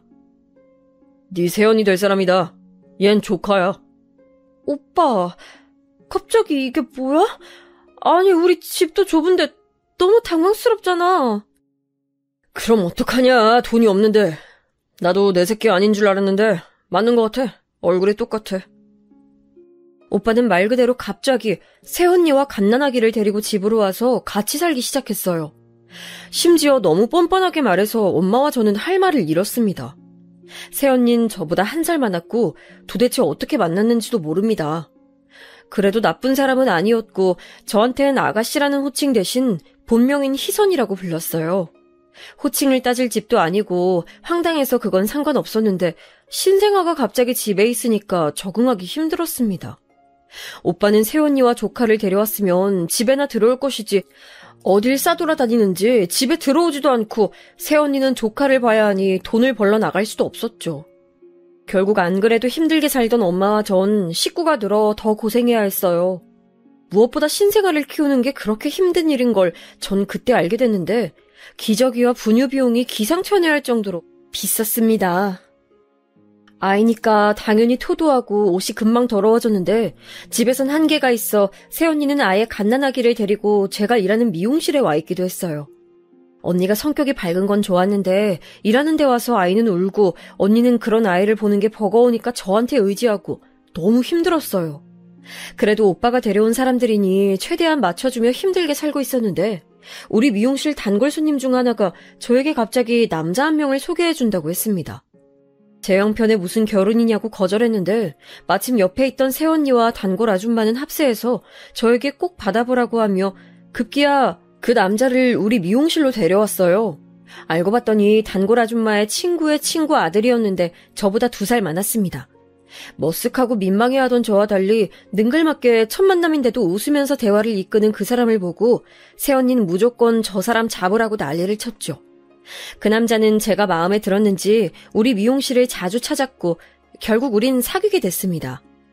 사귀면서 알게 된 사실은 남자친구는 바로 옆 동네에 살았고 아버지와 둘이 시장에서 채소 배달을 하고 있었어요. 이름은 제덕이었고 위로는 누나가 2명이 있었습니다. 제덕 씨는 소심한 저와 달리 호탕하고 당당했는데 그 모습이 되게 멋있어 보였어요. 그래서 저는 이런 사람이라면 결혼을 해도 괜찮겠다고 생각하게 됐습니다. 제덕 씨가 결혼하자며 저를 본인 집으로 데려갔는데 집안의 막내라 가족들이 되게 예뻐하는 게 느껴졌어요. 제 유일한 고향 친구인 하늘이가 누나 2명 이상인 집과는 결혼하는 게 아니라고 하며 말렸지만 전 좁은 집에서 갓난아기와 새언니와 같이 사는 것도 이미 이골이 난 상태라 거의 도망치듯 결혼 준비를 하게 됐습니다. 시부모님은 제가 미용실 일을 한다고 하니까 그래도 직업이 있다며 결혼 허락을 하셨어요. 그런데 저는 양가 인사도 마치고 상견례까지 했는데 예기치 못한 일이 일어났습니다. 그날은 힘들게 일하고 집으로 갔는데 현관문을 열자마자 전 이상한 분위기를 눈치챘어요. 일단 집안 대부분이 여자라 남자 신발은 오빠가 유일했는데 그 신발은 오빠의 것이 아닌 걸 단박에 알 수 있었죠. 설마 하는 마음으로 집에 들어갔더니 누가 있었는지 아세요? 눈치채신 분도 있으실 것 같은데 네, 맞아요. 아버지가 집에 와 있었어요. 제가 더 황당했던 건 아버지의 행색도 그랬지만 엄마의 표정이었습니다. 엄마는 집 나갔다 10년이 지나 돌아온 아버지가 반가웠는지 웃으면서 부엌에서 요리를 하고 있었어요. 안 그래도 없는 살림에 좁아터진 부엌에서 엄마는 뭘 만드는 건지 열심히 분주했죠. 새언니는 아기를 안고 저한테 쏙 오더니 희선아, 시아버지 맞지? 하며 물어보고 그렇게 믿을 수 없어 쳐다보는 저를 보고 아버지는 너무 태연하게 말했습니다. 딸, 오랜만이다. 잘 지냈냐? 너 미용실 한다며? 잘됐다. 아빠 머리 깎아줘. 사람이 너무 황당하면 아예 아무 말도 나오지 않는다는 걸 아세요? 뭐 미안하다는 말은 듣지 못해도 저렇게 당당하게 자기 머리를 깎아달라는 아빠를 보고 기가 차서 헛웃음만 나왔어요. 제가 아무 말도 안 하니까 엄마는 저한테 오랜만에 아빠를 봤는데 왜 그러고 서 있냐고 물었습니다. 언니, 오빠는요? 응? 모르겠네. 오늘 안 올 것 같은데? 새언니는 와중에 우리 집안 사정에 대해 잘 모르니 시아버지라고 우리 아빠에게 아이를 보여주기까지 했습니다. 아빠는 본인 손주라고 또 조카를 안고 좋아했는데 집에 없던 기간 동안 무슨 일이 있던 건지 안 그래도 말랐던 몸이 더 삐쩍 말라 있었어요. 아빠의 마지막을 기억하는 저는 엄마에게 가서 조용히 오빠 돌아오면 놀랄 수도 있다고 했더니 엄마는 세월이 많이 지났으니 괜찮다고 저를 달래며 아빠한테 밥을 차려주셨습니다. 그날은 다행히 오빠가 오지 않았는데 다음날 오빠가 집에 왔고 그 뒷일은 제가 말하지 않아도 아시겠죠? 오빠는 화가 나서 당신이 뭔데 우리 집에 왔냐고 하고 아빠는 그런 오빠에게 키워준 사람한테 그게 뭐냐고 따지고 오빠는 키우긴 뭘 키웠냐 내 얼굴 흉터나 만들었지 하고 따지고 난리가 아니었습니다. 옆집 할머니는 이미 돌아가시고 다른 사람들이 살고 있었는데 우리 사정을 모르던 사람들이라 어찌나 민망했는지 몰라요. 엄마는 중간에서 그만하라고 하고 새언니는 무섭다고 제 뒤에 숨어있고 도망치고 싶었습니다. 그걸 보고 저는 빨리 결혼해서 이 지긋지긋한 집구석을 탈출하고 싶었는데 문제는 제 결혼식이 얼마 남지 않았다는 것이었어요. 시부모님에게 저는 아빠가 돌아가셨다고 했는데 그때 저는 진짜로 아빠가 집 나간 지 10년 넘게 아무 연락이 없고 우리와 같이 살 때도 그리 좋은 기억을 주지 않았으니 그렇게 말했습니다.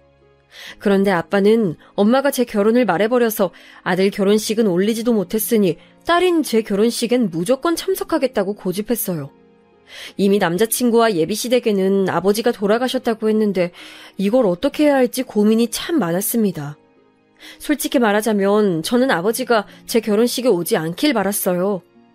이걸 안 좋게 보실 수도 있는데 전 아버지에게 좋은 감정이 남아있지 않았습니다. 그래서 엄마에게 돌려서 얘기했더니 엄마는 그런 저에게 너무하다고 어떻게 멀쩡히 살아있는 아버지를 결혼식에 오지 말길 바라냐고 하더라고요. 결국 저는 시댁에 가서 사실 아버지가 사망이 아니고 실종이었다고 말했고 시부모님과 형님들은 처음엔 놀라더니 뭐 그럴 수 있다고 오는 저를 위로해 주셨어요. 이 사건으로 전 시댁에 대한 마음을 열게 됐습니다. 그렇게 아빠는 제 결혼식에 참석했고 저는 도망치듯 집을 나왔어요. 오히려 오빤 자기 얼굴이 위협적이니까 오지 않겠다고 해서 참석하지 않았습니다. 제가 됐다고 오라고 했는데 새언니와 조카만 참석하고 오빠는 뒤에서 조용히 보고 갔더라고요. 그걸 보니까 더 아버지에 대한 원망이 커졌죠. 오빠는 그래도 우리 가족에게는 아빠처럼 해를 끼치는 사람이 아니었거든요. 무튼 그렇게 결혼하고 남편과 반지하에 있는 아주 작은 단칸방에서 신혼을 시작했는데 그래도 저는 행복했습니다. 비록 여름엔 덥고 겨울엔 추웠고 좁아서 둘이 누우면 꽉 찼는데 그것도 버틸만 했어요. 그런데 그 행복도 오래가지 않았습니다. 제가 결혼하기 전에는 몰랐는데 남편은 남에게 의지를 많이 하는 성격이더라고요. 평소에 누나들과 엄마가 본인을 계속 하나부터 10까지 챙겨주니 본인이 할 줄 아는 게 하나도 없었습니다. 그래서 빨래, 청소, 요리 등 모든 집안일은 당연히 제 몫이었죠. 제가 집에 있으면 모르겠는데 전 밖에서 미용실을 하느라 안 그래도 바쁜데 집안일도 온통 제 차지니까 힘들었어요. 물론 가족과 살 때도 제가 집안일을 하긴 했어도 그때는 엄마와 둘이 나눠서 했었고 또 새언니가 들어오고 나서는 조카 때문에 힘들긴 해도 새언니가 빨래는 전담으로 해줘서 괜찮았거든요. 남편은 게다가 그 나이를 먹고 심지어 편식도 심했습니다. 다 큰 어른이 소시지나 고기가 없으면 밥을 먹지 않겠다고 토라지는 걸 보고 전 어이가 없었어요. 전형적인 막내 아들이던 남편은 심지어 저와 싸우면 시어머니를 찾아가서 있었던 일을 다 말하기도 했습니다. 그럼 시어머니는 제 미용실을 찾아와서 그러지 말고 우리 아들에게 잘하라고 하고 저는 황당해하고 이런 일이 반복됐어요. 그래도 뭐 제가 선택한 일이니까 어쩔 수 없다고 생각했죠. 저는 그리고 이미 아버지와 오빠를 보고 자라서 저 정도는 그냥 귀여운 수준이었거든요. 그리고 제 고향 친구의 걱정과 달리 형님들과 시어머니는 저를 막 대놓고 괴롭히는 그런 시집살이는 없었습니다. 물론 저만 보면 본인 가족의 소중한 막내 아들에게 잘하라고 하긴 했는데 그냥 한 귀로 듣고 한 귀로 흘리면 될 수준이었죠. 특히 큰형님은 제 가정사를 듣고 그동안 고생 많았다고 반찬도 종종 가져다 주셨어요. 남편은 시아버지와 시장에서 채소 배달을 하니까 새벽에 나가는 경우가 많았는데 저와 완전히 생활 방식이 달랐습니다. 그래도 고기를 먹이고 잘 달래주면 나름 괜찮은 사람이라 그렇게 계속 결혼 생활을 지속했는데 1년이 지나고 저는 임신하게 됐어요. 고향 친구가 먼저 임신해서 아이를 낳았었는데 친구는 입덧이 전혀 없었다고 해서 저도 속으로 제발 입덧이 없길 빌었는데 불행하게도 저는 아주 심한 입덧을 겪었어요. 미용실은 결국 출산 전까지 닫기로 했고 집에서 힘들게 퇴교했는데 그래도 제가 임신했다고 친정에서 엄마와 새언니가 음식을 해서 찾아와줘서 고마웠죠. 그렇게 저는 첫째를 낳았는데 아들이었습니다. 아들을 낳으니 시댁에서 너무 좋아하셨는데 물론 우리 애를 예뻐해 주시는 건 좋았지만 제 아들의 엄마는 저잖아요. 그런데 마치 시어머니는 제 아이가 당신 아들인 것처럼 자꾸 행동해서 약간 곤란했어요. 그리고 무엇보다 우리 아들이 제 판박이라 데리고 나가면 어른들이 오히려 엄마와 똑같다고 혼자 낳았냐고 할 정도였는데 시어머니는 자꾸 본인 아들과 똑같다고 하셨습니다. 물론 아빠니까 아들과 닮을 수는 있는데 거기서 멈추지 않고 본인과 손자가 닮았다고 자기네 집안 자식이라 너무 좋다고 하시는데 기분이 좋진 않더라고요. 그전까진 시댁에서 저를 한 번도 거슬리게 한 적이 없었는데 아이를 낳고 기분 상하는 일이 많이 생겼습니다. 그래도 좋게 생각하고 아이를 키웠는데 새언니와 조카가 집에 왔을 때 신생아를 돌봤던 경험이 있어서 그래도 나름 잘 돌봤어요. 아이가 100일 지나고 저는 미용실에 아이를 업고 나가 일을 시작했습니다. 다들 더 쉬다 오지 왜 나왔냐 하는데 돈을 많이 벌어야 하는 상황이었어요. 아빠가 집에 돌아오고 역시나 또 잠잠하다 싶더니 도박에 손을 댔고 그걸로 오빠와 싸우다 결국 오빠가 새언니와 조카를 데리고 집을 나갔거든요. 절대 조용한 날이 없는 우리 친정이죠. 엄마는 미용실에 와서 하소연하고 새언니도 절 찾아오고 저는 뒤에는 아기를 업고 귀로는 하소연을 들으며 손님들의 비위를 맞추며 일을 했습니다. 아이도 있으니 목돈을 모아 이사 가려고 열심히 일하던 어느 날 미용실로 오빠가 찾아왔어요. 오빠, 무슨 일이야? 좀 와서 도우라 해도 들은 척도 안 하던 사람이. 돈 빌려줘. 맡겨놨냐? 뭔 소리야. 아니 진짜 왜 내 얼굴만 보면 다 돈 달래? 내가 너한테 돈 빌려달라는 건 처음이잖아. 왜 소리를 질러? 아니 하다 이제 동생한테 돈을 빌려가? 오빠는 인사도 하지 않은 채 저에게 돈을 빌려달라고 윽박지르기 시작했습니다. 파마하던 손님은 오빠의 얼굴을 보고 흠칫 놀란 채로 굳어있길래 일단 소파에 앉아있으라 하고 손님에게 최대한 친절하게 파마를 해주고 내보냈어요. 문을 잠시 잠그고 무슨 일이냐고 물었더니 오빠는 안 그래도 덩치도 크고 위협적인 대머리 얼굴로 저에게 진지하게 말했습니다. 만수가 아파. 병원 갔더니 수술해야 한다잖아. 근데 내가 망할 아버지 때문에 집에서 나오느라 모은 돈을 다 썼어. 만수는 우리 조카 이름인데 다행히 불치병이나 암 같은 큰 병은 아니었고 친구들과 놀다가 다리를 다쳤다고 했어요. 마음 같아선 당연히 오빠에게 돈을 주고 싶었지만 들어보니 큰 돈이라 그걸 빌려주면 이사를 또 미뤄야 하는 상황이었습니다. 그래도 가족이 뭔지 저는 결국 남편 몰래 모으고 있던 돈을 오빠에게 빌려줬어요. 오빠는 다행히 갚겠다고 한 날에 바로 갚았고 그 돈으로 조금 늦게 이사를 하려 준비 중이었는데 이사 직전에 한 가지 나쁜 소식이 들어왔습니다. 바로 시아버지가 돌아가시게 됐어요. 새벽에 배송 때문에 운전하다 교통사고가 크게 나서 그 자리에서 돌아가셨습니다. 당연히 시댁은 난리가 났고 남편은 이 사건을 계기로 다시는 운전하지 못하게 됐어요. 시아버지가 우리 아버지와 달리 가정에 충실한 편이셨는데 그래서 그런지 시댁 식구들은 좀처럼 일상으로 돌아오지 못했습니다. 남편도 하던 배송 일을 하지 못하겠다고 그대로 그만두고 시어머니는 속상한 마음에 잠도 오지 않는다고 우리 집으로 찾아올 정도였죠. 옳게 이런 말이 달갑진 않을 거 아는데 우리 엄마랑 같이 살면 안 될까? 어차피 이사 간다며. 집도 넓어진 김에 엄마 모시고 살아줘. 그래, 엄마도 지금 아버지 돌아가시고 너무 적적하고 외로우실 텐데 옳게가 좀 도와줘. 혁이도 엄마가 봐주시고 얼마나 좋아? 아이 너무 나쁘게 받아들이지 말고, 응?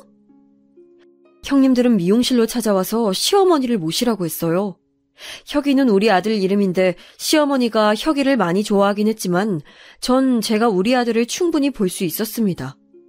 어차피 우리 미용실이 대형 미용실도 전혀 아니고 작은 동네 미용실이고 또 단골 손님들이 많아 아기를 데리고 있어도 됐거든요. 어차피 곧 있으면 어린이집도 보낼 생각이었고요. 근데 형님들은 이사가면 집이 넓어지니까 시어머니와 같이 살길 바랐고 심지어 시어머니 본인과 남편도 동의했어요. 자기들끼리 이미 말을 맞추고 저에겐 통보만 한 거랍니다. 황당했는데 그때 남편이 집에서도 종일 울고만 있고 일도 하지 않아서 저는 시어머니와 같이 있으면 좀 상황이 나아질 줄 알고 합가를 하게 됐어요. 그게 완벽한 제 착각이라는 것은 바로 합가하고 한 달 만에 알 수 있었죠. 시어머니와 따로 살아서 몰랐었는데 시어머니는 잔소리가 매우 심한 편이었습니다. 전 일하니까 상대적으로 집에 있는 가정주부처럼 집안일을 하지 못하는데 시어머니가 그런 제 살림이 마음에 안 드셨나 봐요. 아니 아가, 이걸 이렇게 하면 어떡하니? 네? 그거 이따 제가 퇴근하고 할게요. 그냥 두세요. 이걸 어떻게 그냥 두니? 아유, 나보고 하라는 거지? 시어머니는 출근 준비하느라 바쁜 저에게 잔소리하며 핀잔을 주셨는데 당연히 듣기가 싫었어요. 그래도 남편이 시어머니가 옆에 있으니까 예전처럼 집에서 울고만 있진 않아 다행이었습니다. 시아버지의 죽음은 저도 당연히 안타깝게 생각하는데 남편은 유독 거기서 빠져나오질 못했어요. 일하는 게 무섭다고 집 밖으로 나갈 생각도 하지 않았는데 고향 친구는 그런 남편을 보며 그게 다 제가 돈을 벌어오니까 마음이 편해서 그렇다고 하더라고요. 제가 남편에게 답답해서 일할 생각은 없냐고 하면 지금 본인을 무시하는 거냐고 화를 내기도 했죠. 심지어 그런 남편은 제가 그렇게 싫어하던 우리 친정아버지와 비슷해졌는데 바로 도박에 빠졌습니다. 이쯤 되니까 도박에 무슨 매력이 있길래 그렇게 남자들이 도박에 빠지는 건지 궁금할 지경이었어요.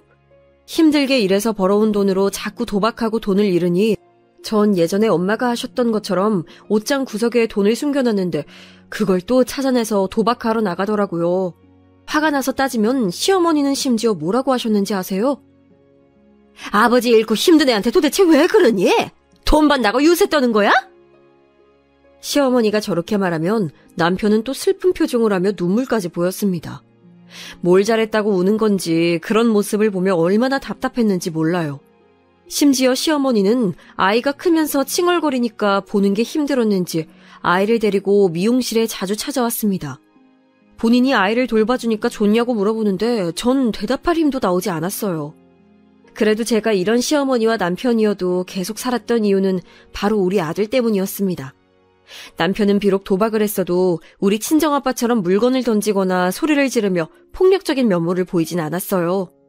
어렸던 저에게 아빠의 그런 행동은 너무 큰 영향이었고 또 아빠가 집을 나간 뒤로는 놀림을 많이 받았던 기억이 있어 우리 아들에겐 부모가 온전히 집에 있는 환경을 만들어주고 싶었습니다. 시어머니가 아무리 잔소리가 심해도 우리 아들한텐 또 잘해줬거든요. 그리고 또 괜찮았던 점은 바로 제사나 명절이 없었다는 거였어요. 결혼하신 분들은 절 이해하시겠죠? 시어머니는 특이하게 명절에 음식하는 걸 그렇게 좋아하지 않으셨습니다. 그래서 명절이 되면 전 그냥 평소처럼 집에서 쉴 수 있었어요. 친정은 엄마만 살짝 보고 오곤 했는데 아버지는 놀랍게도 집에 다시 들어오고 난 뒤론 다시 집을 나가지 않았습니다. 나이가 들어서 기력이 약해진 건지 예전처럼 행패를 부리지도 않았고 심지어 나가서 돈을 벌어오기도 했어요. 오빠의 얼굴을 보고 정신을 차린 건지 오빠랑 싸우고 나서는 더 순해졌다고 합니다. 엄마는 오빠 아들과 제 아들을 보면 너무 좋아 어쩔 줄 몰라 하셨는데 그래도 예전처럼 울상으로 있는 게 아니고 엄마 인생에도 웃을 날이 있다니 그걸 보고 얼마나 뿌듯했는지 몰라요. 그렇게 제 인생에도 드디어 평화가 찾아오나 싶었는데 남편과 시어머니가 그걸 가만두지 않았죠. 앞서 말했듯 제 미용실은 동네에 있는 작은 소규모의 미용실이고 의자도 3개가 전부랍니다. 그러니 단골이 많아도 버는 돈이 그렇게 많지 않았어요. 종일 손님들을 상대하며 서 있는 게 결코 쉬운 일이 아닌데 그렇게 열심히 벌어서 돈을 모아도 남편이 자꾸 그 돈을 빼내서 도박하니까 전 미용실에 돈을 숨겨놨었습니다. 그런데 남편은 제가 예전처럼 돈을 주지 않으니까 미용실까지 찾아와서 돈을 달라고 하더라고요. 동네 창피하게 직장도 없는 남편이 제 미용실까지 와서 돈을 달라는 걸 차마 눈뜨고 볼 수가 없었습니다. 제발 나가서 무슨 일이라도 해봐. 막노동이라도 하면 안 되겠어? 어머님도 같이 사는데 나 혼자 너무 힘들어. 지금 나한테 눈치 주는 거야? 당신이 돈 벌면 다야? 남편과 부부싸움도 점점 늘어났고 시어머니는 그럴 때마다 우리에게 와서 서로 이해하고 살아야 한다며 저에게 남편에게 눈치를 주지 말라고 했어요. 한숨이 나왔지만 그래도 제가 뭐라 하니까 남편이 눈치가 보였는지 집에서 집안일을 조금씩 하기 시작해서 제가 조금 숨통이 트였습니다. 그때부터 혹시 모를 나중을 대비해서 돈을 진짜 죽어라 모았어요. 남편과 시어머니 용돈을 제외하고 최대한 아낄 수 있을 만큼 아껴서 통장에 돈을 차곡차곡 모으니까 모으는 재미도 있었습니다. 친정도 못 사는 건 마찬가지였지만 그래도 제가 시어머니와 힘들게 사는 걸 아니까 돈을 달라고 막무가내로 찾아오거나 그러진 않았어요. 일부러 미용실 운영 시간도 늘려서 아침에 빨리 가고 더 늦게 퇴근하며 돈을 3천만 원을 만들게 됐습니다. 그 돈이 있다는 사실은 진짜 그 누구에게도 알리지 않고 혼자만 알고 있었는데 시어머니가 어느 날 미용실 문을 닫기 전에 혼자 저를 찾아오셨어요. 어머니, 무슨 일이세요? 저 지금 바로 집에 가려고 했어요. 조금만 기다리시지. 아니, 며느라. 아유, 한 번만 도와주렴. 아유, 어떡하니? 무슨 일 있으세요? 왜 그러세요? 말씀하세요. 아니, 혹시 돈 모아둔 거 있니? 내가 너무 급한 일이 생겼는데 급전이 필요해. 딱 한 달만 있으면 내가 갯돈을 받는 달이라 갚을 수 있어. 돈이요? 어느 정도로 필요하신데요? 혹시 남편이 사고 쳤나요? 내가 진짜 이 사람을... 아니야. 아들은 죄 없어. 3천 정도 있을까? 진짜 미안하다. 내가 그래도 다음 달에 꼭 갚을게. 시어머니가 저한테 저런 표정과 말투로 말하는 것도 처음이라서 놀랐는데 3천이라는 큰 돈을 원해서 더 놀랐습니다. 이유를 물어봐도 절대 알려주지 않았고 그래도 남편 때문은 아니고 오히려 모르니까 저에게 비밀로 해달라고 하셨어요. 그렇다고 제가 죽어라 모은 돈을 바로 빌려줄 순 없으니 고민했는데 시어머니는 눈물까지 보이며 부탁하셨습니다. 한 달 뒤에 바로 갚을 수 있다고 저에게 본인 계모임에 대해 말했는데 그 모임은 저도 아는 모임이었어요. 일단 집으로 가서 같이 밥을 먹고 잠자리에 들었는데 저는 고민하느라 쉽게 잠들 수가 없었습니다. 비록 같이 살기 시작했을 때 시어머니가 잔소리 때문에 저를 힘들게 한 건 분명 맞아요. 그런데 요즘은 저 대신 청소도 하고 아이를 많이 봐주시긴 했습니다. 그래서 고민 끝에 시어머니에게 빌려주게 됐어요. 고맙다, 고마워. 내가 진짜 한 달 후에 꼭 돌려줄게. 시어머니와 단둘만 아는 약속 끝에 3천이라는 큰 돈을 빌려줬는데 시어머니는 한 달이 지나도 돈을 돌려주지 않았습니다. 어머니, 주시기로 하셨잖아요. 갑자기 이러시면 어떡해요. 저 그 돈 모으느라 진짜 얼마나 고생했는지 아세요? 아유, 넌 직업도 있잖아. 다시 모으면 되는 거 아니야? 안 그래도 머리 아픈데 왜 그래? 3만 원도 아니고 3천만 원인데 그 돈을 그냥 가져가시면 어떡해요. 제가 밥도 제 시간에 못 먹고 잠도 줄여가면서 죽어라 일해서 번 돈이라고요. 아우, 몰라. 돈이 없는데 그러면 어떡해. 배째, 몰라, 없어. 진짜 아무리 제가 웬만한 일에 화를 내지 않아도 이건 아니지 않을까요, 여러분? 결국 남편에게 시어머니가 돈을 빌려가서 돌려주지 않는다고 말하게 됐습니다. 남편도 나서서 왜 그러냐고 돈을 돌려달라고 했는데 시어머니는 끝까지 돈이 없다고 거절했어요. 형님들에게도 알리니까 형님들은 오히려 그 돈이 뭐라고 시어머니에게 그난리를 치냐며 저한테 오히려 뭐라 했습니다. 시어머니와 돈 때문에 다툼이 잦아졌고 결국 시어머니는 작은 형님네 집으로 도망치듯 집까지 나갔어요. 어차피 우리 집이고 나갔으니 속은 시원했지만 제 돈은 돌려받지 못한다는 사실 때문에 일하다가도 눈앞이 깜깜해지고 속이 꽉 막히는 기분이 들었습니다. 작은 형님은 분식집을 하고 있었는데 저에게 미용실을 잠깐 닫고 오라고 연락을 하더라고요. 올케, 나도 올케가 화난 건 알겠어. 그런데 우린 가족이잖아. 서로 돕고 사는 거지. 안 그래? 사람이 살다 보면 이런 일도 있고 저런 일도 있는 거야. 아니, 제가 죽어라 번 돈이에요. 남편이 돈을 못 벌어서 제가 밖에서 잠자는 시간 제외하고 일해서 번 3천이잖아요. 미용실에서 종일 서서 번 돈인데 어떻게 그러세요? 그리고 어머님이 분명히 저 돌려준다고 했어요. 아우, 그 돈 사실 나 때문이라고. 그만해. 빚이 많은 걸 어떡해. 당장 사채업자가 찾아오게 생겼는데 그럼 어떡하라고. 너도 남편이 도박하니까 내 말 무슨 뜻인지 알잖아. 이럴 때 돕고 사는 거야. 뭐라고요? 형님 때문이라고요? 아니, 왜 그런 말씀을 안 하신 거예요? 작은 형님은 사실을 말해줬는데 바로 진짜 본인 빚을 갚으려고 저에게 의도적으로 돈을 가져간 거였어요. 시어머니가 먼저 작은 형님에게 제가 분명히 모아둔 돈이 있을 거라고 하면서 자기가 책임지고 빌려오기로 했다는 겁니다. 이걸 저에게 사실대로 말하며 그냥 가족이니까 이해하라고 웃으면서 말하는데 제 속은 뒤집혔어요. 남편에게 말했더니 남편도 어이가 없었는지 자기 누나를 찾아가서 따졌는데 들은 척도 하지 않았죠. 비록 남편이 제 돈으로 도박한 적은 있어도 저렇게 큰 돈을 가져간 적은 없었거든요. 제 남편도 안 그러는데 도대체 시어머니와 시누이는 무슨 생각이었는지 모르겠습니다. 너무 괘씸한 마음에 시어머니를 평생 모시지 않겠다고 하니까 작은 형님은 그럼 그 조건으로 돈을 돌려받지 말라고 하더라고요. 억지도 이런 억지가 있을 수 있을까요? 전 이 일로 머리가 너무 아파서 편두통 약도 먹고 잠을 잘 수도 없었습니다. 한밤중에도 억울함에 깨서 운 적도 많았죠. 나중엔 제가 분식집 앞에 얼굴만 보여도 작은 형님은 본인 남편을 앞세워 저를 돌려보냈습니다.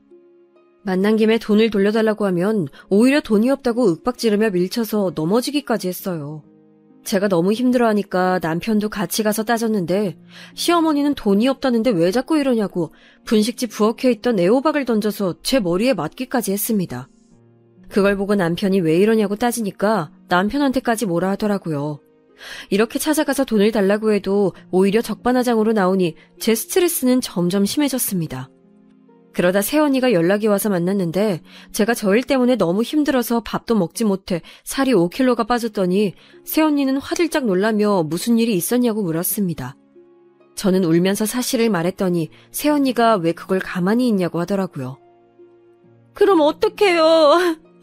나 진짜 너무 억울해서 살도 빠지고 밤에 잠도 못 자고 있어요.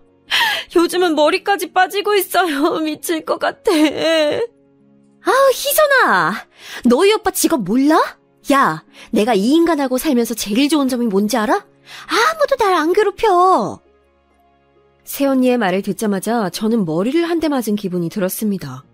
네, 저도 오빠 덕분에 학창시절을 아주 편하게 보냈잖아요. 저는 그 길로 바로 새언니를 따라 오빠네 집에 가서 오빠한테 울며 부탁했어요.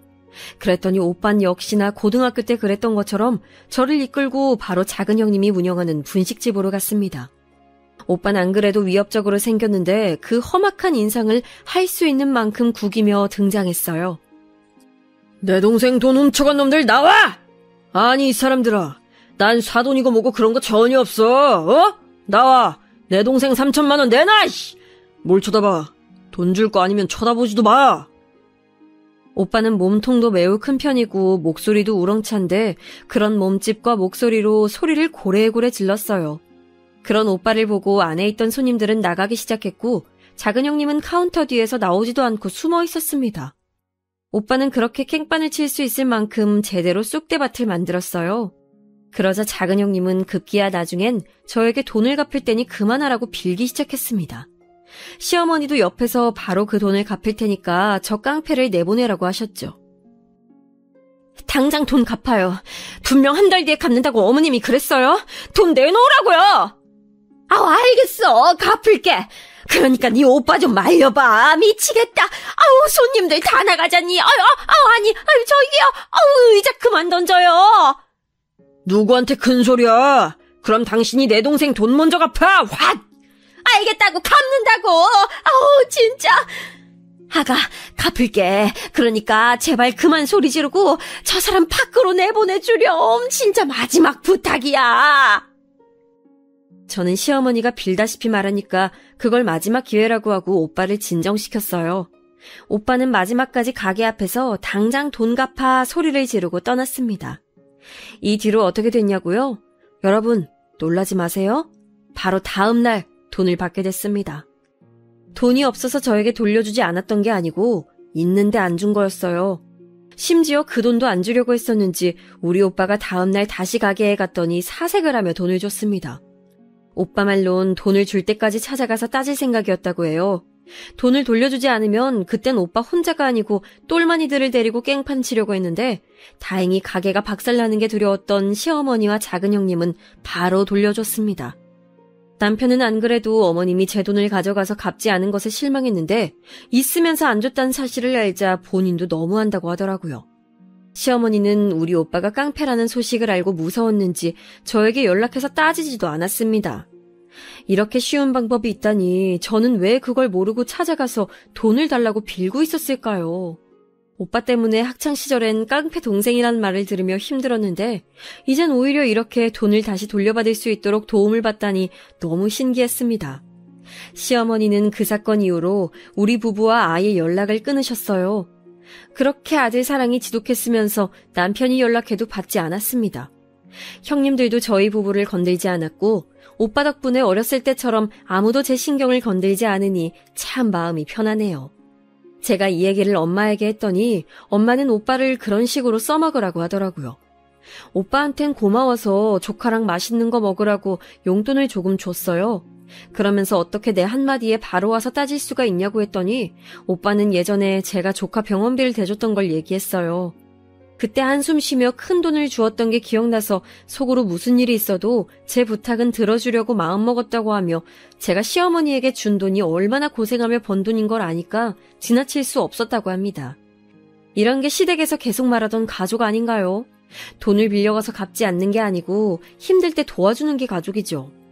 오빠의 성격이 다소 충동적이고 욱하는 성질이 있는데 그게 이번 기회에는 아주 고맙게 적용된 거죠. 지금은 그래서 너무 편하게 잘 살고 있답니다. 우리 친정 부모님도 나이에 비해 아주 정정하시고 아버지는 집으로 돌아오고 정신 차려서 이제 더 사고를 치지도 않아요. 남편도 제가 돈을 달리고 고통받던 걸 옆에서 보더니 자기도 나가서 돈을 벌기 시작했습니다. 운전이 무섭다고 피하던 사람이 무려 지금은 운전하며 돈을 벌고 있어요. 택배 일을 시작했는데 본인의 적성에 맞는 것 같다며 매우 좋아하고 있답니다. 제 사연은 여기까지인데 어떻게 잘 들으셨는지 모르겠어요. 인생 살면서 가장 통쾌했던 얘기라 지금도 그날을 생각하면 너무 즐겁거든요. 여러분도 들으시면서 약간이라도 웃으셨길 바라며 제 사연은 마칠게요. 들어주셔서 감사합니다. 건강관리 유의하시고 행복한 인생 사시길 바라요.